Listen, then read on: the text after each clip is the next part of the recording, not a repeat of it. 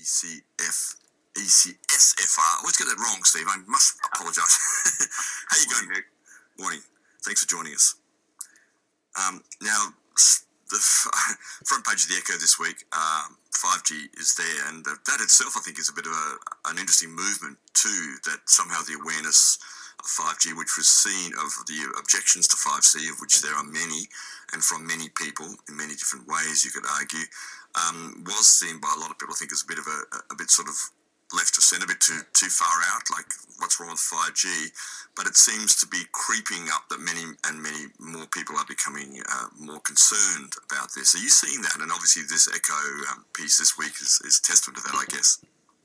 Yes, correct. Well, Nick, we one of the problems we face is that there isn't a lot of independent media left in this country, and good on the Echo for actually voicing the issue.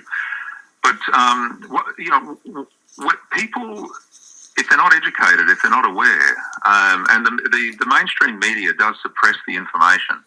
So what we're seeing is that people are becoming more aware. The general population is not stupid, and they can do their own investigations and their own research. And this is not a conspiracy at all. This is something that is backed by significant science, independent science. Medical doctors, lawyers, scientists, engineers have been for quite some time. I mean, going back to the Senate inquiry in 2001, expressing concerns over this. And more we're seeing the epidemiology, the statistics, if you like, demonstrating increases in all sorts of diseases and cancers and neurological issues. Particularly, I was just reading a paper recently that was published, and I can send it to you afterwards, that this paper reviewed other studies around base stations and towers, and it found that 8 out of the 10 studies demonstrated either an increased the chance of neurological problems or cancer if you were within 500 metres of one of these towers. Now, I think everyone in Mullumbimby is within 500 metres of one of these towers, and certainly what we're discussing today is the proposal for Telstra to put 5G in the industrial estate. Yes, at 8 Acacia Street, for those who don't know, yes.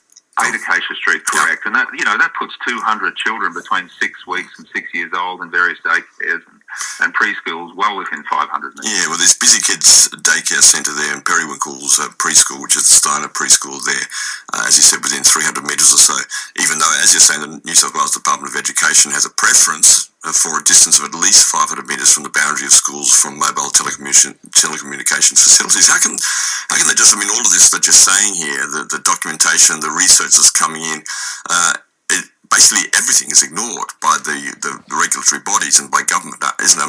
There doesn't seem to even be a crack in the armour with regards to this issue, and not even admitting some of this, some of the research into the discussion. Oh, look, we've been chipping away for several years, Nick, and we have found cracks, and we've penetrated those cracks. It all started where everybody pointed to a regulatory agency called the PANSA. Well, a PANSA, has now been outed as they're not a medical agency, they're not a health expert. They rely on ICNIRP, which is an organisation, industry-funded organisation registered in Germany. What we have is a situation here where essentially the industry is setting the standards, doing the funding of the research which they rely on, and mitigating the risk allegedly through regulatory capture.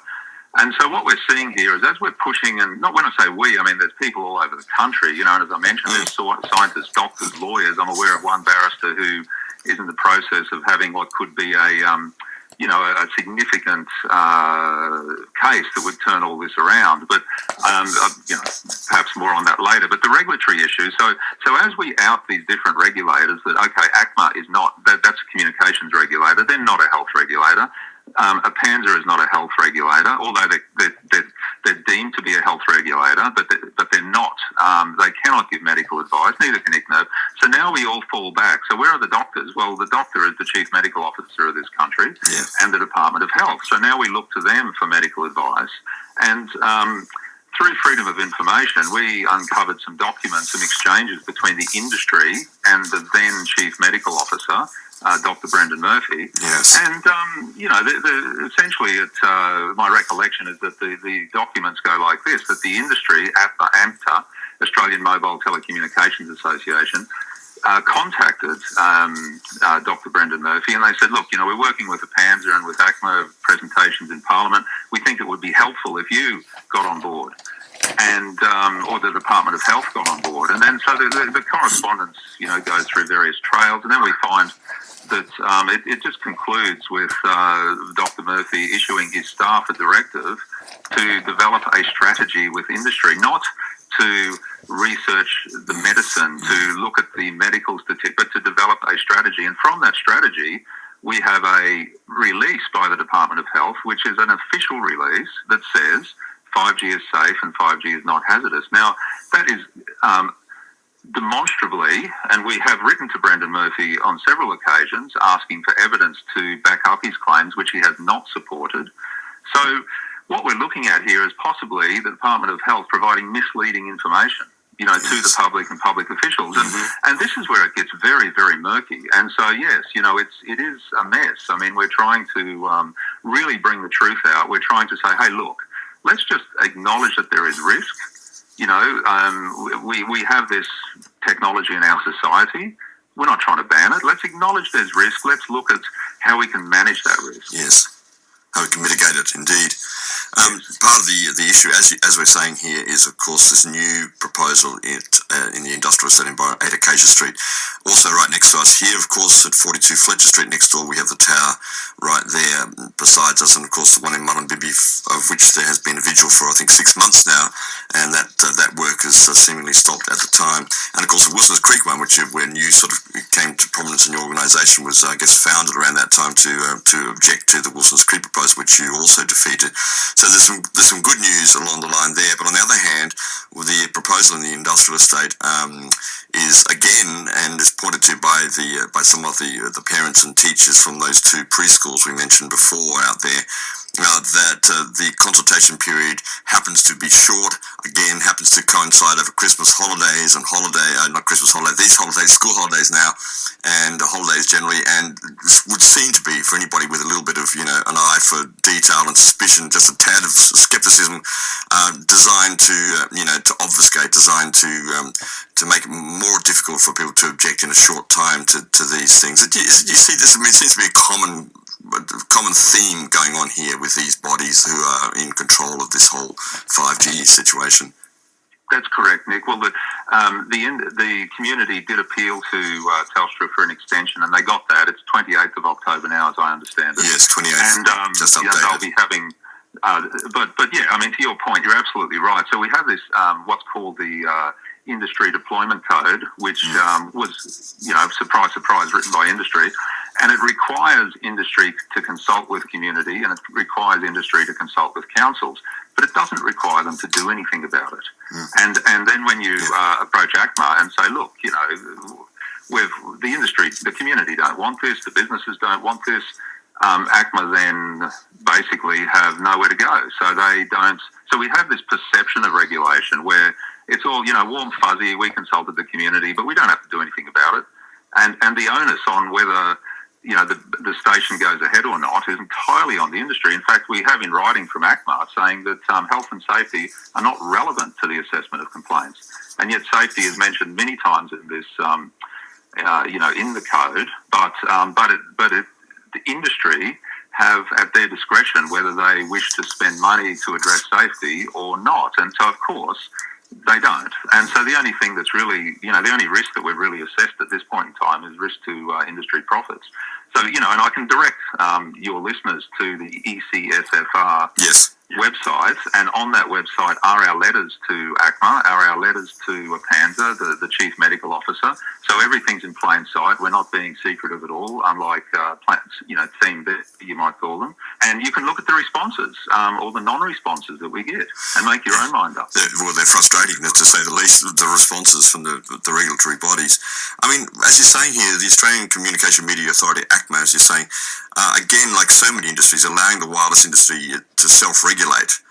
That's kind of what they're doing. And you argue in some of the letters here that that's going to possibly cost the Australian economy hundreds of billions of dollars more than it profits from spectrum licenses. And again, this sort of kicking the can down the road theme seems to be endemic in our society these days. And you point to the risk aversion of the insurance industry towards insuring for harm from wireless technology, and so on. And there's some evidence around that. You just expand a little bit on that, and how to break that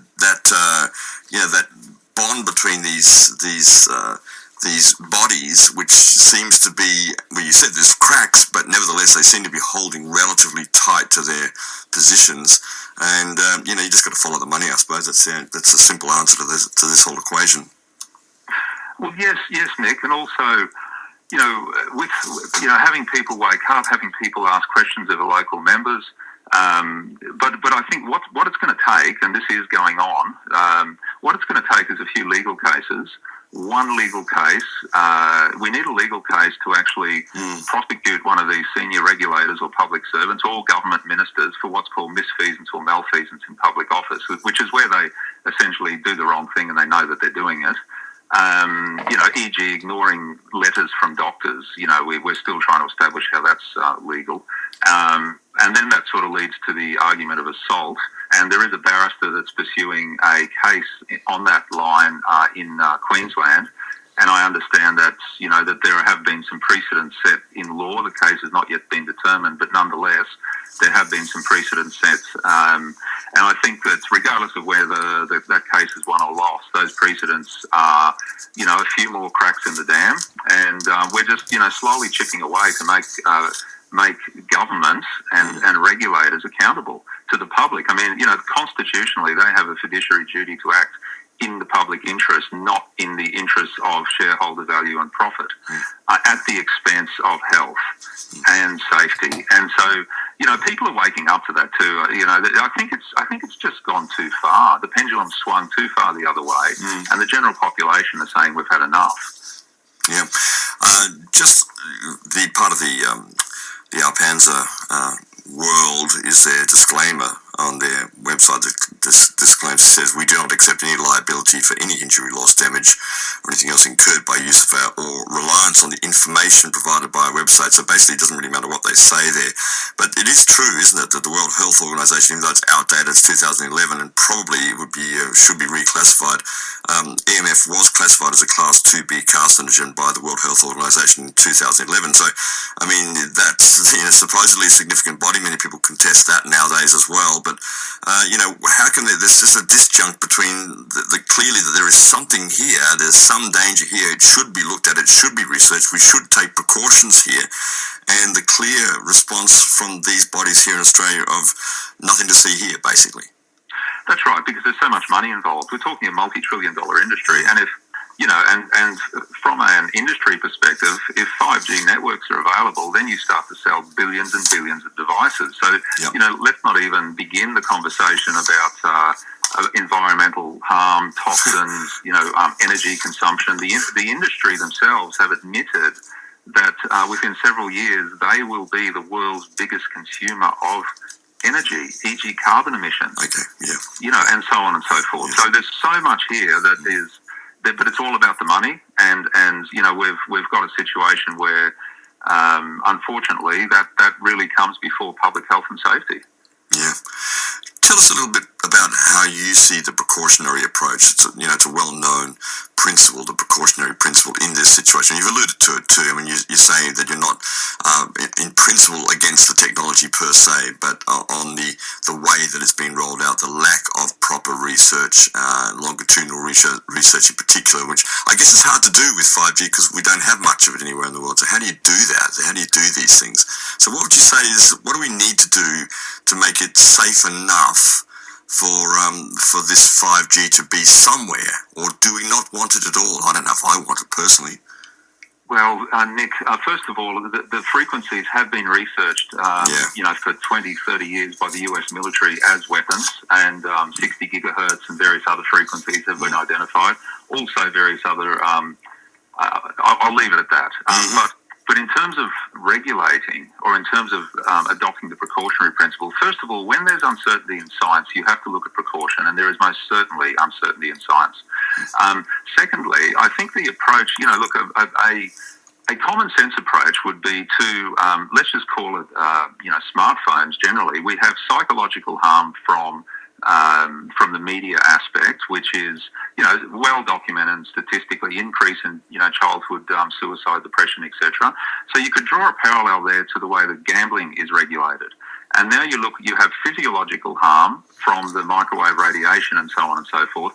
So you could draw a parallel there to the way alcohol is regulated.